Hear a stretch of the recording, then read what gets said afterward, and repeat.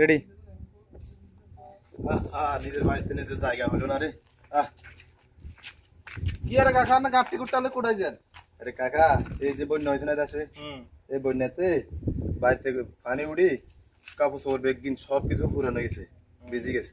অন্ত চাষিরে কইছি যে কাপড় চোপড় এগিন বেগিন ভিজি গেছে, পুরানো গেছে, জিনিসপত্র সব পুরানো গেছে, এগিন বেগিন হালাই বদলাই নতুন কিছু লইতে হবে।